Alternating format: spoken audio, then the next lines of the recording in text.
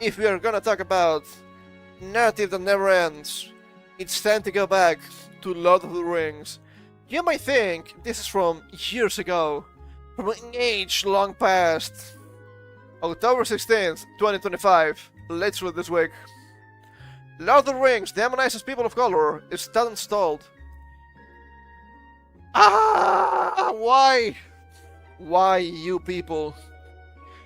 University Guru suggests Tolkien's treatment of evil characters shares in a tradition of anti-African antipathy. You're gonna get a race that's pretty much elves corrupted by an evil god. They are anti-human. They are anti-civilization. They oppose everything that's good. They oppose all other races of Middle-earth. They literally eat human flesh or humanoid flesh. They also eat each other. And you say, I know, these are black people. How racist can you be? Doesn't matter how much you say that, they don't care.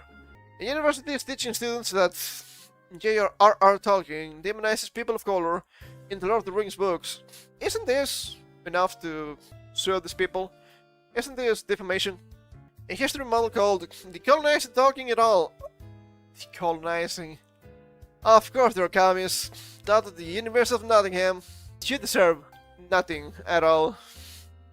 Here's a text that says orcs and other dark-skinned characters in the trilogy are victims of ethnic chauvinism.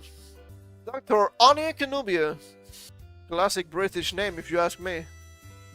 A historian and writer who leads the model argues that Eastern races in the fictional realm of Middle-earth are depicted as evil while fair-skinned people of the West are shown as virtuous.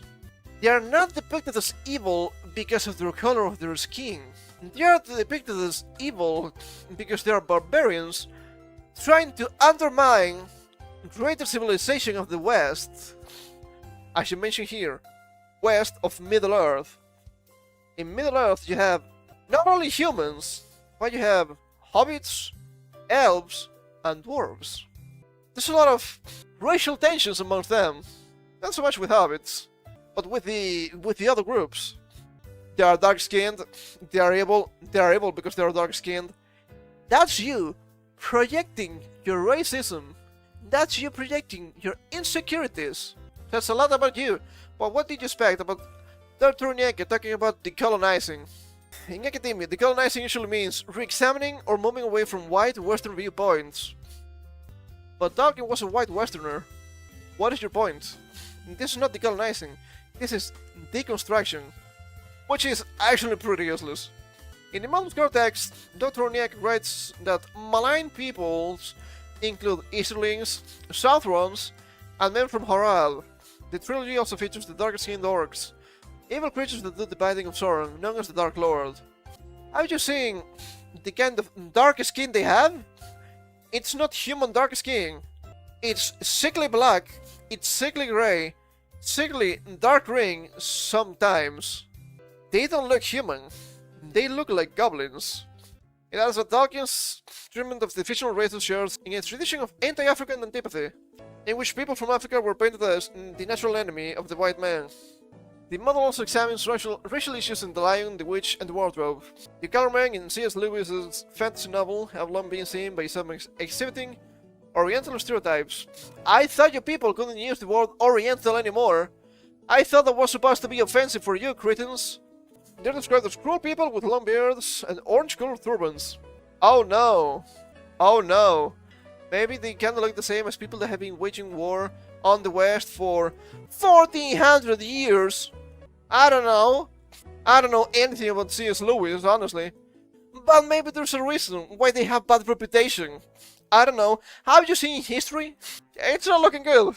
Students of the course in Nottingham will also learn to repopulate the canon of British myth and legend.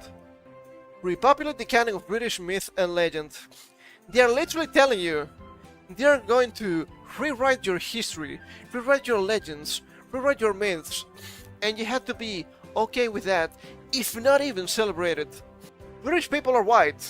British people have been in extreme majority white until last century. What are we talking about here? What are we saying? Oh no! A bunch of white people that have been white for, I don't know, thousands of years, have a bunch of white history and white myths. What the fuck did you expect? If you go to China, the same thing happens with Chinese people. If you go to Japan, the same thing happens with Japanese people. If you go to Egypt, the same thing happens with Egypt people. But since it's right, it's not allowed. Fuck you. Propagandists, all of them.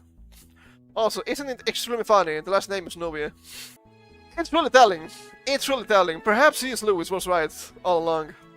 Dr. Nubia, an occasional contributor to the BBC.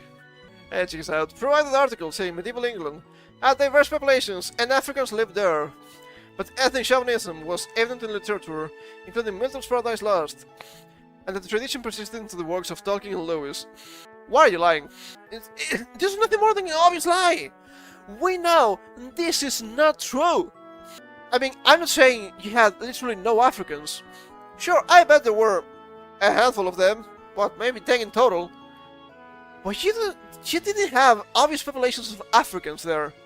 Edward the Black Prince was a really white guy. If that was considered black back then, I have bad news for you. And you can see the demographics. In the 1900s, a tiny amount of non-white people were in the UK. And you're gonna tell me, I don't know, in the 11th century, you have a lot of black people there? It's literally impossible. It's literally impossible. Because you didn't have the means. Traveling back then was an ordeal. It was really dangerous. You needed a lot of resources to do so. And sure, people did that, but you cannot compare that to aviation in the 1900s, for example. They are reframing history because they need to insert themselves literally everywhere. But this is actually mine. Yeah, like the Black Samurai. Get out of here, dude. Get out of here. I need to mention this every single time because it's always extremely funny to me. The thing about the Black Samurai is born from racism. It was from a French author. I want to say he was a philosopher, but I'm not quite sure. It's been a while. That wrote something extremely racist against the Japanese. Something along the lines of, the heart of the samurai is the same as the heart of black men. It was not saying that historically the samurai were black Africans. He was saying, I hate black people, consider them the lowest, and then compare Japanese people to them, because I also consider them the lowest. French people are extremely racist and have always been. Anyway, what I'm trying to say here is this is just a co-opting of history, as we all know, but we need to mention this every single time. He claims in the core module text that Shakespeare's work helped to promote the vision of a fictional mono-ethnic English past. His plays are said to be problematically misinterpreted references to Africans living in England, creating the illusion of a racially homogeneous England. Do you think that maybe they didn't depict Africans living in England because that was not the case? I don't know, you won't depict Chinese people living in England in the same times because probably you didn't have any either. What are we talking here? And even to this day, you have Africans migrating to different parts of Europe, complaining about those countries in such a fundamental way that tells me you people couldn't come to those countries before without dying. Quite literally. But it is so cold here. Of course it is. A country like Germany is way colder than, I don't know, Ethiopia. What did you expect? It's further to the north. But nowadays, you have heating. It's pretty cool. Electrical heating, for example. It's a common thing in Germany, because technology, that was not a thing in, let's say, 1252, for example. There's no way those people that are not used to those climates will adapt and thrive in those places. In 2021, academics taking part in the anti-racist Shakespeare program. Anti-racist. Do I need to say anything else? And the Globe Theatre in London argued that the Bard's work consistently links whiteness to beauty, while dark is unattractive. You fucking idiots! I knew this when I was a little kid. because it was explained to me properly in school. It's not white and dark in the sense of European descent and African descent. It's about extremely light skin denotes you're a noble person that doesn't need to work outside. And darker skin, that means tanned, that means you're nothing more than a plebeian working the fields. White is attractive because it means high class, that means a lot of money, it means you're the important people of society. You're not a plebeian working the fields till you die. That's what whiteness and darkness means when you go back to the 1500s. Because you didn't have actual black people. Because there was no way for them to get to those islands. Let's be fucking real with me for now, okay? Contributor Professor Vanessa Cordera. Oh boy. Said at the time, if you put the play encounters with the other Shakespearean plays, and even the sonnets, this language is all over the place. This language of dark and light. There are these racializing elements. You fucking... These people are professors. These people are doctors. They shouldn't have finished elementary school. How stupid can you be? A number of the sonnets are addressed to the physically contrasted fair youth and the dark lady. Okay. I'm gonna make an educated guess here, because I haven't read Shakespeare. We didn't get those in school back then. We barely got any reading for English class. Lo and behold, I'm ESL. Nonetheless, what I'm trying to say here is that when I see the term Dark Lady, my mind doesn't go to, oh, she's African, oh, she's darker skinned. No, it goes to, it's evil. And this notion of evil being darkness doesn't come from darker skinned Africans.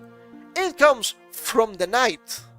The enemy of humanity has always been the night, the darkness of the night, because we, humans, cannot see in the darkness. And you know who can see in the darkness? Predators.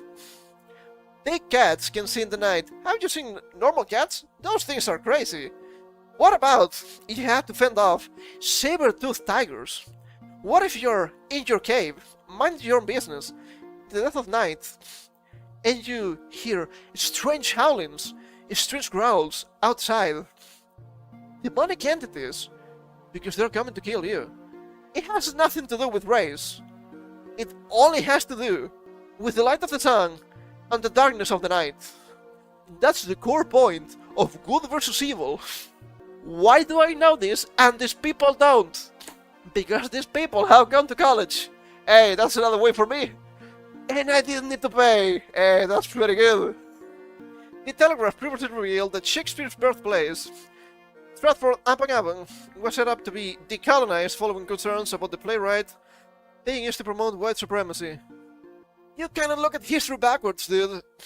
You don't go from the future to the past, you go from the past to the future. And this is just reverse causality, it makes no sense. Shakespeare's Birthplace Trust set out plans to create a more inclusive museum experience at the site. Ameno, ameno, ameno. Ameno dorime. Things I need to do to stay calm. This process included exploring the continuing impact of empire on the collection, the impact of colonialism on world history, and how Shakespeare's work has played a part in this. I don't think that is true. I think it was at most an inspiration. I think that's saying too much already. The Telegraph has approached the University of Nottingham and Dr. Niega for comment. Sadly, Telegraph is pay to win, so I'm not gonna be paying. It's endless. It keeps happening. These people keep wanting to insert themselves everywhere. You're not part of the conversation because you don't belong in the conversation. Because people don't care about what you had to say. Because what you had to say is a bunch of lies. People of color, what are we talking about here? What is going on? It's insane. The good black people of England. Propaganda.